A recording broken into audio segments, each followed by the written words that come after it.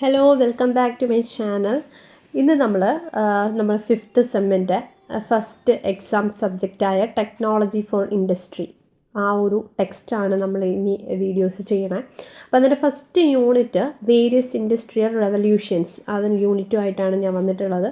അപ്പോൾ കഴിഞ്ഞ പ്രാവശ്യം പറഞ്ഞതുപോലെ തന്നെ ഞാനൊരു മലയാളം എക്സ്പ്ലനേഷനാണ് തരുന്നത്.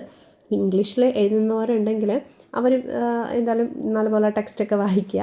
മലയാളത്തിൽ എഴുതുന്നവരാണെങ്കിലും ടെക്സ്റ്റ് വായിച്ചിട്ട് പോവുക, എന്നാൽ മാത്രമേ ക്വസ്റ്റ്യന് നല്ല രീതിയിൽ മനസ്സിലാവുള്ളൂ. ഓക്കെ, നമുക്ക് സ്റ്റാർട്ട് ചെയ്യാം വൈകാതെ തന്നെ. ഫസ്റ്റ് ഓഫ് ഓൾ ഇതൊരു ഇൻഡസ്ട്രി ഫസ്റ്റ് ഒരു റെവല്യൂഷൻസിനെ കുറിച്ചിട്ടാണ് പറയണത്. ഒരു 4 റെവല്യൂഷൻസാണ് പറഞ്ഞിട്ടുള്ളത്. അതിൻ്റെ കാലഘട്ടങ്ങളനുസരിച്ചിട്ട് ഞാൻ തയ്യാറാക്കിയ നോട്ടിൻ്റെ ബേസിസിലാണ് ഞാനിവിടെ പറയണത്. ഓക്കെ, അപ്പോൾ ആദ്യം തന്നെ നമുക്ക് പറയാം ഇൻഡസ്ട്രിയൽ റെവല്യൂഷൻസ്, അതായത് വ്യവസായ വിപ്ലവങ്ങൾ എന്താണെന്ന് നമുക്ക് പറയാം. കഴിഞ്ഞ 3 നൂറ്റാണ്ടുകളായി വ്യവസായവും സാങ്കേതിക വിദ്യയും വലിയ മാറ്റങ്ങൾ കണ്ടു. ഉൽപ്പാദന രീതി, ജീവിതശൈലി, സാമ്പത്തിക വ്യവസ്ഥ എന്നിവയിൽ വലിയ മാറ്റങ്ങൾ കൊണ്ടുവന്ന 4 പ്രധാന വ്യവസായ വിപ്ലവങ്ങളാണ് ഉണ്ടായിട്ടുള്ളത്. ഇനി എന്താണ് വ്യവസായ വിപ്ലവം? അത് നമുക്ക് നോക്കാം. വ്യവസായ മേഖലയിൽ പുതിയ സാങ്കേതിക വിദ്യകൾ വന്നതിലൂടെ ഉൽപ്പാദന രീതിയിലും സമൂഹത്തിലും സാമ്പത്തിക രംഗത്തും ഉണ്ടാകുന്ന വലിയ മാറ്റങ്ങളെയാണ് വ്യവസായ വിപ്ലവം എന്ന് പറയുന്നത്. ഇതിൽ ആദ്യത്തെ വ്യവസായ വിപ്ലവത്തിനെ കുറിച്ചിട്ട് പറയുന്നുണ്ട്. അപ്പോൾ ആദ്യത്തെ വ്യവസായ വിപ്ലവം ഇൻഡസ്ട്രി 1.0 18ാം നൂറ്റാണ്ടിൻ്റെ അവസാനമാണ്. ഓക്കെ, പ്രധാന സാങ്കേതിക വിദ്യ എന്ന് പറയുന്നത് ജെയിംസ് വാട്ടിൻ്റെ സ്റ്റീം എഞ്ചിനാണ് ഇതിൽ പ്രധാന സാങ്കേതിക വിദ്യയായിട്ട് വന്നിട്ടുള്ളത്. യന്ത്രവൽക്കരണവും കൂടിയുണ്ട്, മെക്കാനിസേഷൻ. ഇതിൽ പ്രധാന വ്യവസായങ്ങളായിരുന്നു തുണിത്തര നിർമ്മാണം, കൽക്കരി ഖനനം, ഇരുമ്പുരുക്കൽ, റെയിൽവേ എന്നുള്ളത്. ഇതിൻ്റെ ഒരു ഇമ്പാക്റ്റ്, അതായത് സ്വാധീനം എന്ന് പറയുന്നത് മനുഷ്യ മൃഗശക്തിക്ക് പകരം യന്ത്രങ്ങളാണ് ഉപയോഗം ഉണ്ടായിരുന്നത്. ഉൽപ്പാദനം വർദ്ധിച്ചു. ഗ്രാമങ്ങളിൽ നിന്നും നഗരങ്ങളിലേക്ക് കുടിയേറ്റമുണ്ടായി ജനങ്ങൾ. ഫാക്ടറികളുടെ വളർച്ച ഉണ്ടായി. ഉദാഹരണം ഈ സ്റ്റീം എൻജിൻ തന്നെയാണ്. ആദ്യ വ്യവസായ വിപ്ലവം ഒരു കാലഘട്ടം എന്ന് പറയുന്നത് 1780 മുതൽ 1850 വരെയാണ് ഉള്ള ഒരു കാലഘട്ടത്തിലായിരുന്നു. അത് ബ്രിട്ടനിലാണ് ആരംഭിച്ചത്. ഓക്കെ, സ്റ്റീം എൻജിൻ്റെ കണ്ടുപിടുത്തമുണ്ടായി. ഒരു പ്രധാന കാരണമായി കൈത്തൊഴിലിൽ നിന്ന് യന്ത്രവൽകൃത ഉൽപ്പാദനത്തിലേക്ക് മാറ്റം സംഭവിച്ചു. തുണിത്തര നിർമ്മാണം വേഗത്തിലായി. റെയിൽവേ വികസിച്ചു. കൽക്കരി, ഇരുമ്പ് വ്യവസായങ്ങൾ വളർന്നു. ഉൽപ്പാദനം വർദ്ധിച്ചതോടുകൂടി ഫാക്ടറികൾ കൂടുതൽ രൂപപ്പെടാൻ വേണ്ടി തുടങ്ങി. ഗ്രാമങ്ങളിൽ നിന്നും ജനങ്ങൾ എന്ത് ചെയ്തു, നഗരങ്ങളിലേക്ക് ആളുകൾ കുടിയേറാൻ വേണ്ടി തുടങ്ങി. അതാണ് നമ്മൾ നേരത്തെ പറഞ്ഞ ജെയിംസിൻ്റെ വാട്ട് സ്റ്റീം എഞ്ചിൻ ഒരു ഉദാഹരണമാണിതിന്. ഓക്കെ, ഇതാണ് നമ്മളുടെ വ്യാവസായിക വിപ്ലവം 1ൻ്റെ ഒരു ഹിസ്റ്ററി എന്ന് പറയുന്നത്. ഇത്രയൊക്കെ കാര്യങ്ങളാണ് അതിനകത്ത് പറയുന്നത്. അപ്പം അതിൻ്റെ കാലഘട്ടം എന്ന് പറയുന്നത് 1780 മുതൽ 1850 വരെ ആയിരുന്നു ആദ്യത്തെ വ്യാവസായിക വിപ്ലവം, ഇൻഡസ്ട്രി 1.0. അതിൻ്റെ ബ്രിട്ടനിലാണ് ആരംഭിച്ചത്. സ്റ്റീം എൻജിൻ്റെ കണ്ടുപിടുത്തമായിരുന്നു ഒരു കാരണമായിരുന്നത്. കൈത്തൊഴിലിൽ നിന്ന് ആളുകൾ എന്ത് ചെയ്തു, യന്ത്രവൽകൃത ഉൽപ്പാദനത്തിലേക്ക് മാറ്റങ്ങൾ സംഭവിക്കാൻ വേണ്ടി തുടങ്ങി. അതിൻ്റെ പ്രധാന വ്യവസായങ്ങളെന്ന് പറയുന്നത് തുണിത്തര നിർമ്മാണം, കൽക്കരി ഖനനം, ഇരുമ്പുരുക്കൽ, റെയിൽവേ എന്നിവയായിരുന്നു. പ്രധാന സാങ്കേതിക വിദ്യ ജെയിംസ് വാട്ടിൻ്റെ സ്റ്റീം എഞ്ചിനും യന്ത്രവൽക്കരണവും ആയിരുന്നു, മെക്കാനിസേഷനും ആയിരുന്നു. ഓക്കെ, അതിൻ്റെ ഒരു ഇമ്പാക്റ്റ് എന്ന് പറയുന്നത് മനുഷ്യ മൃഗശക്തിക്ക് പകരം യന്ത്രങ്ങളാണ് ഉപയോഗിച്ചത്. ഉൽപ്പാദനം വർദ്ധിപ്പിച്ചു. ഗ്രാമങ്ങളിൽ നിന്നും നഗരങ്ങളിലേക്ക് കുടിയേറ്റമുണ്ടായി ആളുകളുടെ. ഫാക്ടറികളുടെ വളർച്ച. ഇത്രയാണ് ഇൻഡസ്ട്രി 1.0 എന്ന് പറയുന്നത്. ഇനി ഇൻഡസ്ട്രി 2.0യുടെ കാര്യം നമുക്ക് പറയാം. അതിൻ്റെ ഒരു കാലഘട്ടം എന്ന് പറയുന്നത് 1870 മുതൽ 1914 വരെയാണ്. അതിനൊരു പ്രധാന സവിശേഷത എന്ന് പറയുന്നത് എന്താണെന്ന് വെച്ചാൽ അതിൻ്റെ പ്രധാന സാങ്കേതിക വിദ്യ അക്കാലത്ത് കണ്ടുപിടിച്ചത് വൈദ്യുതി, ബെസമ സ്റ്റീൽ പ്രോസസ്സ് ഇവയൊക്കെ ആയിരുന്നു. അപ്പം ആ ഒരു ഇത് വെച്ചിട്ട് അതിൻ്റെ സവിശേഷത എന്ന് പറയുന്നത് വൈദ്യുതിയുടെ ഉപയോഗം വ്യാപകമായി. സ്റ്റീൽ നിർമ്മാണ സാങ്കേതിക വിദ്യ വികസിച്ചു. അസംബ്ലി ലൈൻ ഉൽപ്പാദനം ആരംഭിച്ചു. അതായത് സ്റ്റീൽ നിർമ്മാണം എന്ന് കൂടുതൽ സ്ട്രോങ് ആയ മെറ്റീരിയൽസ് കൂടുതലും ഉണ്ടാകാനായിട്ട് തുടങ്ങി. ബിൽഡിംഗ് മെറ്റീരിയൽസ് ഒക്കെ റെയിൽവേക്ക് വേണ്ടിയിട്ടൊക്കെ ഉപയോഗിക്കാനും ഒക്കെ തുടങ്ങി കൂടുതലും സ്റ്റീൽ ഐറ്റംസുകൾ. പിന്നെന്താണ്, അതുപോലെ തന്നെ ഒരു നവീകരണം, അതിൻ്റെ ഇന്നോവേഷൻ എന്ന് പറയുമ്പോൾ അസംബ്ലി ലൈൻ മെത്തേഡാണ് ഹെൻറി ബോർഡിൻ്റെ. അതായത് ഹെൻറി ബോർഡിൻ്റെ തന്നെ കാർ നിർമ്മാണ രീതിയും ഒരു കീ ഇന്നോവേഷൻസ് ആയിരുന്നു. രണ്ടാം ഇൻഡസ്ട്രി റവല്യൂഷനാണ് പറയുന്നത്, ഇൻഡസ്ട്രി 2.0. അതിൻ്റെ ഒരു ഇമ്പാക്റ്റ് എന്ന് പറയുമ്പോൾ വൻതോതിലുള്ള ഉൽപ്പാദനം, ഒരു മാസ് പ്രൊഡക്ഷൻ ഉണ്ടായി, ഉൽപ്പന്നങ്ങളുടെ വില കുറഞ്ഞു, ആഗോള വ്യാപാരം വളർന്നു, നഗരവികസനം വർദ്ധിച്ചു. അതിൻ്റെ ഉദാഹരണം ഹെൻറി ഫോർഡ് അസംബ്ലി ലൈൻ ഒരു ഉദാഹരണം തന്നെയായിരുന്നു. ഇതിൻ്റെ ഒരു പ്രധാന നേട്ടങ്ങളാണ് ഇനി ഞാൻ പറയുന്നത്. വാഹന നിർമ്മാണം വേഗത്തിലായി, വലിയ തോതിൽ ഉൽപ്പാദനം, മാസ് പ്രൊഡക്ഷനൊക്കെ സാധ്യമായി, ഉൽപ്പന്നങ്ങളുടെ വില കുറഞ്ഞു, പിന്നെന്താണ്, വ്യാവസായിക വളർച്ച വർദ്ധിച്ചു, ആഗോള വ്യാപാരം വികസിച്ചു, സാധാരണ ജനങ്ങൾക്കും ഉൽപ്പന്നങ്ങൾ ലഭ്യമായി. ഇവയൊക്കെയാണ് എന്താണ് ഇൻഡസ്ട്രി 2.0 പറയുന്നത്. ഇനി നമുക്ക് മൂന്നാം വ്യാവസായ വിപ്ലവത്തിനെ കുറിച്ചാണ് പറയുന്നത്, ഇൻഡസ്ട്രി 3.0. അത് 20-ാം നൂറ്റാണ്ടിൻ്റെ മധ്യത്തിലായിരുന്നു. ഇതിൽ പ്രധാന സാങ്കേതിക വിദ്യ എന്ന് പറയുന്നത് electronics, computers and micro processors ആയിരുന്നു. ഇതിന് അതായത് ഒരു പ്രധാന നവീകരണം, കീ ഇന്നോവേഷൻ എന്ന് പറയുന്നത് ഓട്ടോമേഷനും റോബോട്ടിക്സും ആയിരുന്നു. ഇതിനൊരു പ്രധാന ഇമ്പാക്റ്റ് എന്ന് പറയുന്നത് ഫാക്ടറികളിൽ റോബോട്ടുകളുടെ ഉപയോഗം ഉണ്ടായി, മാനുവൽ ജോലികൾ കുറഞ്ഞു, IT, ടെലികമ്മ്യൂണിക്കേഷൻ മേഖലകൾ വളർന്നു, ആഗോളവൽക്കരണം ശക്തമായി. ഉദാഹരണം ടൊയോട്ട, ഹോണ്ട കമ്പനികളിലെ റോബോട്ടിക് ഉൽപ്പാദനമാണ്. ഇതിൻ്റെ കാലഘട്ടം എന്ന് പറയുന്നത് 1960 മുതലാണ്.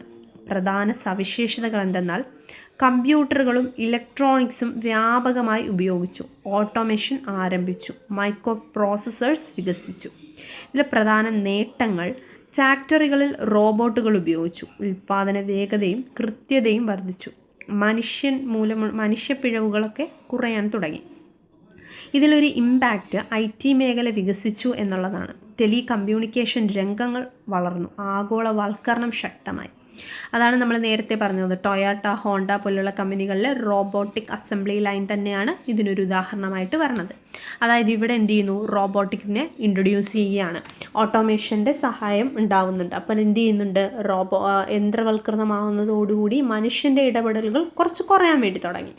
അപ്പോൾ അതുകൊണ്ട് തന്നെ മനുഷ്യൻ്റെ പിഴവുകൾ മൂലമുണ്ടാകുന്ന ആ ഒരു പിഴവുകളൊക്കെ കുറയാൻ വേണ്ടിയിട്ട് തുടങ്ങി. അതാണ് ഇവിടെ പറയണത്. അപ്പം മൂന്നാം വ്യാവസായിക വിപ്ലവത്തിനെ കുറിച്ചിട്ട് അത്രയേ ഉള്ളൂ. ഇനി നമുക്ക് നാലാമത്തെ വ്യവസായ വിപ്ലവമാണ്. അതാണ് കുറച്ചുകൂടെ ഇമ്പോർട്ടൻ്റ് ആയിട്ടുള്ളത്. അത് കുറച്ച് ശ്രദ്ധിച്ച് പഠിക്കേണ്ടതുണ്ട്.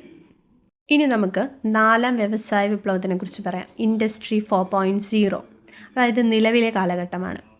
പ്രധാന സാങ്കേതിക വിദ്യകളെന്ന് പറയുന്നത് artificial intelligence AI, internet of things IoT, big data, 3D printing, advanced robotics. ഇവയൊക്കെയാണ് പ്രധാന സാങ്കേതിക വിദ്യകൾ. ഇതിൻ്റെ പ്രധാന ഇന്നോവേഷൻസ്, നവീകരണം എന്ന് പറയുന്നത് cyber physical systems and cloud computing and block chain. ഇവയൊക്കെയാണ്. ഇതിലൊരു പ്രധാന ഇമ്പാക്റ്റ് ഉണ്ടാക്കിയത് സ്മാർട്ട് ഫാക്ടറീസ് ഉണ്ടായി, ഉയർന്ന ഉൽപ്പാദനക്ഷമത, വ്യക്തിഗത ആവശ്യങ്ങൾക്കനുസരിച്ചുള്ള ഉൽപ്പന്നങ്ങൾ ഉണ്ടായി. പിന്നെ ചെറിയൊരു ഡിസഡ്വാൻറ്റേജസ് ഒക്കെ ഉണ്ടായിരുന്നു, ജോലി നഷ്ടപ്പെടൽ, ഡേറ്റ പ്രൈവസി പ്രശ്നങ്ങളൊക്കെ ഉണ്ടാവുന്നുണ്ടായിരുന്നു. അതിനൊരു ഉദാഹരണമാണ് സീമെൻസ് സ്മാർട്ട് ഫാക്ടറി, ജർമ്മനിയിലെ സീമെൻസ് സ്മാർട്ട് ഫാക്ടറിയിലുണ്ടായ ഒരു സൈബർ അറ്റാക്ക് അതിനൊരു ഉദാഹരണമായിരുന്നു. ഇതിൻ്റെ കാലഘട്ടം എന്ന് പറയുന്നത് 2019 മുതൽ ഇങ്ങോട്ട് ഇതിൻ്റെ കാലഘട്ടമാണ്, ഇൻഡസ്ട്രി 4.0 കാലഘട്ടമാണ്. ഇതിൻ്റെ പ്രധാന സവിശേഷതകൾ എന്തൊക്കെയാണെന്ന് വെച്ചാൽ ഭൗതിക ലോകവും ഡിജിറ്റൽ ലോകവും തമ്മിലുള്ളൊരു സംയോജനമാണ്, സ്മാർട്ട് ഫാക്ടറികളുടെ രൂപീകരണം, യന്ത്രങ്ങൾ സ്വയം തീരുമാനമെടുക്കുന്ന അവസ്ഥ. പ്രധാന സാങ്കേതിക വിദ്യകൾ നമ്മൾ നേരത്തെ പറഞ്ഞിരുന്നു, AI, IoT, big data, 3D printing and advanced robotics. ഇവയൊക്കെയാണ് അതിൻ്റെ പ്രധാന ടെക്നോളജീസ് എന്ന് പറയുന്നത്. നമ്മളിന്ന് നേരത്തെ ഇതിൻ്റെ ഇമ്പാക്റ്റുകളൊക്കെ പറഞ്ഞിട്ടുണ്ടായിരുന്നു അല്ലേ. വെല്ലുവിളികളെന്ന് പറയുന്നത് ജോലി നഷ്ടപ്പെടാമെന്നൊക്കെ പറഞ്ഞിരുന്നു, സൈബർ സെക്യൂരിറ്റി ഭീഷണികളൊക്കെ ഉണ്ടായിട്ടുണ്ട്. അപ്പോൾ ഇതിൻ്റെ ഒരു ചെറിയ ടേബിൾ നമ്മളുടെ ടെക്സ്റ്റ് ബുക്കിൽ തന്നിട്ടുണ്ട്. അതനുസരിച്ച് നോക്കി പഠിച്ചാൽ വളരെ എളുപ്പമായിരിക്കും അല്ലേ. അപ്പം വ്യവസായ വിപ്ലവങ്ങളുടെ ഒരു താരതമ്യം തന്നിട്ടുണ്ട്. ഇൻഡസ്ട്രി 1.0, ഇൻഡസ്ട്രി 2.0, 3.0 ആൻഡ് 4.0 എന്ന് പറഞ്ഞിട്ട് കാലഘട്ടം തന്നിട്ടുണ്ട്. അതിൻ്റെ ഒരു പ്രധാന ശക്തി എന്ന് പറയുന്നത് തന്നിട്ടുണ്ട്, ഉദാഹരണം എക്സാമ്പിൾ അധികം തന്നിട്ടുണ്ട്. അപ്പോൾ ഇതൊക്കെ ഒന്ന് നോക്കി വെച്ചേക്കുക, ഇമ്പോർട്ടൻ്റ് ആയിട്ടാണ്. അത് മാത്രമല്ല അത് വളരെ പെട്ടെന്ന് കിട്ടും, ഒരു കീ എലമെൻ്റ് ആയിട്ട് നമുക്ക് നോക്കി വെക്കാം. നെക്സ്റ്റ് പറയുന്നതാണ് നീഡ് ഫോർ അഡോപ്റ്റിംഗ് ഇൻഡസ്ട്രി 4.0. അതായത് ഇൻഡസ്ട്രി 4.0 സ്വീകരിക്കേണ്ടതിൻ്റെ ആവശ്യകതയാണ് ഇനി പറയുന്നത്. അതിൽ ഫസ്റ്റ് തന്നെ പറയുന്നുണ്ട് ഗ്ലോബൽ കോമ്പറ്റീറ്റീവ്നെസ്. എന്താണ്? ആഗോള മത്സരക്ഷമത. അതായത് ആഗോള വിപണിയിൽ മത്സരിക്കാൻ ആവശ്യമാണ് എന്ത്? ഇൻഡസ്ട്രി 4.0. ചെലവ് കുറയ്ക്കാനും ഗുണനിലവാരം വർദ്ധിപ്പിക്കാനും സഹായിക്കുന്നുണ്ട്. കാരണം ഇതൊരു അഡ്വാൻസ്ഡ് ടെക്നോളജിയാണല്ലേ. അഡ്വാൻസ്ഡ് ആയിട്ടുള്ള robotics, AI, artificial intelligence, IoT ഒക്കെ ഉപയോഗിക്കുന്നത് കൊണ്ട് തന്നെ വളരെ സ്മാർട്ടായിട്ട് ഇത് ഉപയോഗിക്കാനായിട്ട് കഴിയുന്നുണ്ട്. അപ്പോൾ ഇത് ആഗോള വിപണിയിൽ വളരെ ഒരു തരംഗം തന്നെ സൃഷ്ടിക്കും അല്ലേ. നെക്സ്റ്റ് എന്ന് പറയുന്നത് കസ്റ്റമൈസേഷൻ ഓഫ് പ്രോഡക്ട്സ് ആണ്. അതായത് ഉൽപ്പന്നം വ്യക്തിഗതമാക്കൽ. ഉപഭോക്താക്കളുടെ ഇഷ്ടാനുസരണം ഉൽപ്പന്നങ്ങൾ നിർമ്മിക്കാൻ പറ്റും. അതും AI, 3D പ്രിൻറ്റിംഗ് എന്നിവയുടെ സഹായത്തോടു കൂടി തന്നെ. നെക്സ്റ്റ് മൂന്നാമത്തെ പോയിൻ്റാണ് കോസ്റ്റ് റിഡക്ഷൻ ആൻഡ് എഫിഷ്യൻസി. ചെലവ് കുറയ്ക്കൽ. ഓട്ടോമേഷൻ തൊഴിലാളി ചെലവ് കുറയ്ക്കുന്നു. പ്രഡിക്റ്റീവ് മെയിൻ്റെനൻസ് മെഷീൻ തകരാറ് കുറയ്ക്കുന്നു. ഉൽപ്പാദനത്തിലെ പിശകുകൾ കുറയുന്നു. നെക്സ്റ്റ് പോയിൻ്റാണ് സപ്ലൈ ചെയിൻ എഗിലിറ്റി. വിതരണ ശൃംഖലയുടെ കാര്യക്ഷമത. സാധനങ്ങളുടെ നീക്കം തത്സമയം നിരീക്ഷിക്കാം. വൈകല്യങ്ങൾ മുൻകൂട്ടി കണ്ടെത്താം. വേഗത്തിലുള്ള തീരുമാനങ്ങൾ സാധ്യമാക്കാം. ഇവയൊക്കെയാണ് നാലാമത്തെ പോയിന്റ്. ഇനി അഞ്ചാമത്തെ പോയിന്റ് എന്ന് പറയുന്നത് എന്താണ്? Post pandemic resilience. കോവിഡ് ശേഷമുള്ള പ്രതിരോധശേഷി. റിമോട്ട് മോണിറ്ററിംഗ് ഒക്കെ സാധ്യമാക്കുന്നുണ്ട്. ഓൺലൈൻ എഡ്യൂക്കേഷൻ, ടെലിമെഡിസിൻ എന്നിവയ്ക്ക് പിന്തുണ നൽകുന്നുണ്ട്. ബിസിനസ് തുടർച്ച ഉറപ്പാക്കുന്നുണ്ട്. ഈ ഒരു 5 പോയിൻ്റാണ് നീഡ് ഫോർ അഡോപ്റ്റിംഗ് ഇൻഡസ്ട്രി 4.0 പറയുന്നത്. ഇത് വളരെ ഇമ്പോർട്ടൻ്റ് ആണ്, ഒന്ന് നോക്കി വെക്കുക. ഓക്കെ, ഇനിയാണ് നമ്മളുടെ ടെക്സ്റ്റിൻ്റെ തന്നെ ഹെഡിങ് വരുന്നത് ടെക്നോളജീസ് ഓഫ് ഇൻഡസ്ട്രി. ഫസ്റ്റ് തന്നെ പറയുന്നത് എന്താണ്? ഇൻ്റർനെറ്റ് ഓഫ് തിങ്സ് ആണ്. IoTയെ കുറിച്ചാണ് പറയുന്നത്. എന്താണെന്ന് നമുക്ക് നോക്കാം. ഇൻ്റർനെറ്റിലൂടെ മെഷീനുകളും ഉപകരണങ്ങളും സെൻസറുകളും തമ്മിൽ ബന്ധിപ്പിച്ച് ഡേറ്റ കൈമാറുന്ന സാങ്കേതിക വിദ്യയാണ് ഇൻ്റർനെറ്റ് ഓഫ് തിങ്സ് എന്ന് പറയുന്നത്. ഇതിന് പ്രധാന ഉപയോഗങ്ങളാണ് താപനില, മർദ്ദം, വൈബ്രേഷൻ എന്നിവ നിരീക്ഷിക്കൽ, real time data collections and predictive maintenance, അതുപോലെ തന്നെ process automation and energy efficiency ഒക്കെ നൽകുന്നുണ്ട്. ഇതിൻ്റെ ഉദാഹരണമാണ് ജനറൽ ഇലക്ട്രിക് GEയുടെ പ്രെഡിക്സ് പ്ലാറ്റ്ഫോം. യന്ത്രങ്ങളുടെ തകരാറുകൾ മുൻകൂട്ടി കണ്ടെത്താനായിട്ട് ഈ ഒരു IoT സഹായിക്കുന്നുണ്ട്. ഓക്കെ, അപ്പോൾ ഇതാണ് ഫസ്റ്റ് പറയുന്നത്. രണ്ടാമത് നമ്മൾ പറയുന്നതാണ് artificial intelligence, AI, machine learning എന്ന് പറയാം.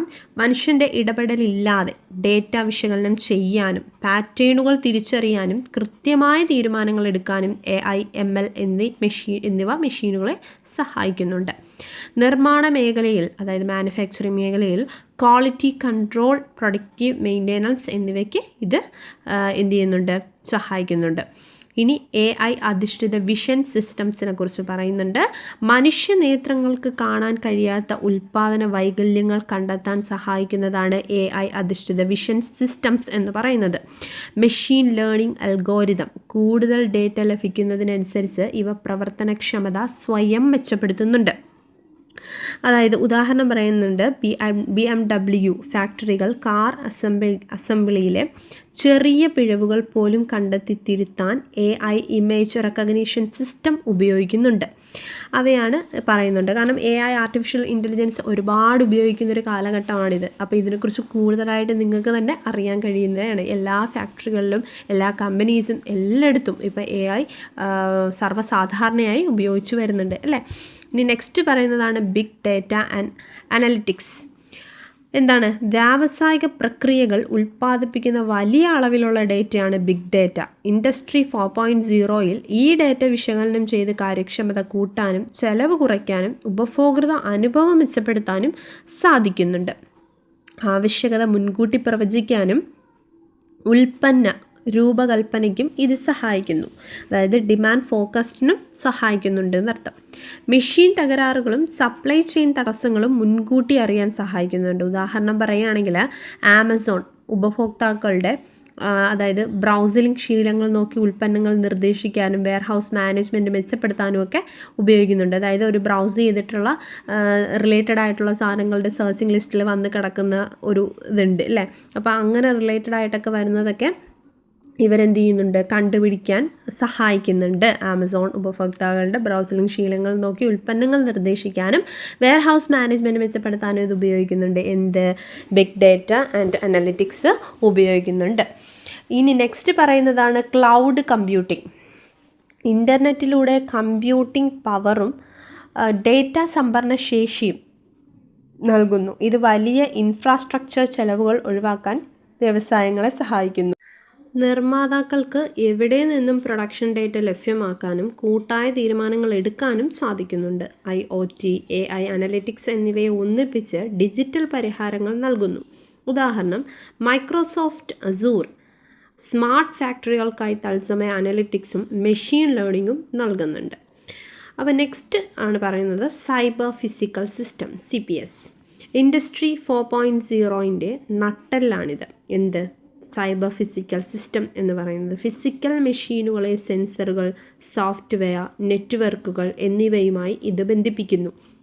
തത്സമയം പരസ്പരം ആശയവിനിമയം നടത്താനും സ്വയം നിയന്ത്രിക്കാനും തിരുത്താനും മെഷീനുകളെ ഇത് പ്രാപ്തമാക്കുന്നു. മെഷീനുകളും മനുഷ്യരും തമ്മിലുള്ള തടസ്സമില്ലാത്ത ആശയവിനിമയം സാധ്യമാക്കുന്നുണ്ട് CPS. ഉദാഹരണം, ഊർജ്ജ മേഖലയിലെ സ്മാർട്ട് ഗ്രിഡുകൾ വൈദ്യുതി വിതരണവും ആവശ്യകതയും കൃത്യമായി നിയന്ത്രിക്കാൻ CPS ഉപയോഗിക്കുന്നുണ്ട്. നെക്സ്റ്റ് പോയിൻ്റാണ് അഡിറ്റീവ് മാനുഫാക്ചറിങ്, 3D പ്രിൻറ്റിംഗ് എന്ന് പറയുന്നു. ഡിജിറ്റൽ ഡിസൈനുകളിൽ നിന്ന് പാളികളായി ലെയർ ബൈ ലെയറായി ഉൽപ്പന്നങ്ങൾ നിർമ്മിക്കുന്ന രീതിയാണിത്. പരമ്പരാഗത രീതികളിൽ നിന്നും വ്യത്യസ്തമായി കുറഞ്ഞ മെറ്റീരിയൽ പാഴാക്കിക്കൊണ്ട് സങ്കീർണമായ ഡിസൈനുകൾ നിർമ്മിക്കാൻ ഇത് സഹായിക്കുന്നുണ്ട്. വേഗത്തിലുള്ള പ്രോട്ടോടൈപ്പിങ്ങിനും ആവശ്യാനുസരണം കുറഞ്ഞ അളവിലുള്ള ഉൽപ്പാദനത്തിനും അനുയോജ്യമാണ്. ഉദാഹരണം, എയർബസ് വിമാനങ്ങൾക്കായി ഭാരം കുറഞ്ഞ ഭാഗങ്ങൾ നിർമ്മിക്കാൻ 3D പ്രിൻറ്റിംഗ് ഉപയോഗിക്കുന്നുണ്ട്. നെക്സ്റ്റ് പോയിൻ്റാണ് റോബോട്ടിക്സ് ആൻഡ് ഓട്ടോമേഷൻ. മനുഷ്യരുടെയും മറ്റു മെഷീനുകളുടെയും സഹായത്തോടെ പ്രവർത്തിക്കാൻ ശേഷിയുള്ള സ്വയംഭരണ ഓട്ടോണോമസ് റോബോട്ടുകൾ ഇൻഡസ്ട്രി 4.0യിൽ ഉൾപ്പെടുന്നു. അസംബ്ലിംഗ്, ലോജിസ്റ്റിക്സ്, ക്വാളിറ്റി ഇൻസ്പെക്ഷൻ എന്നിവയ്ക്കായി ഇവ ഉപയോഗിക്കുന്നുണ്ട്. അപകടകരവും ആവർത്തിച്ചുള്ളതുമായ ജോലികൾ കൃത്യതയോടെ ചെയ്യാൻ റോബോട്ടുകൾക്ക് കഴിയും. കോബോട്ടുകൾ മനുഷ്യർക്കൊപ്പം സുരക്ഷിതമായി ജോലി ചെയ്യാൻ രൂപകൽപ്പന ചെയ്തിട്ടുള്ളവയാണ് കോബോട്ടുകൾ. ഓക്കെ, ഉദാഹരണം, ടെസ്ലയുടെ ജീഗ ഫാക്ടറികളിൽ വെൽഡിംഗ്, പെയിൻറ്റിംഗ് ജോലികൾക്കായി കുഗ റോബോട്ടുകൾ ഉപയോഗിക്കുന്നത് ഇതിനൊരു ഉദാഹരണമാണ്. നെക്സ്റ്റ് 8ാമത്തെ പോയിൻ്റാണ് augmented reality, AR, virtual reality, VR. എന്താണിത്? പരിശീലനം, അറ്റകുറ്റപ്പണികൾ, ഡിസൈൻ എന്നിവയ്ക്കായി ഉപയോഗിക്കുന്ന ഇമേഴ്സീവ് സാങ്കേതിക വിദ്യകളാണിവ, AR, VR എന്നിവ.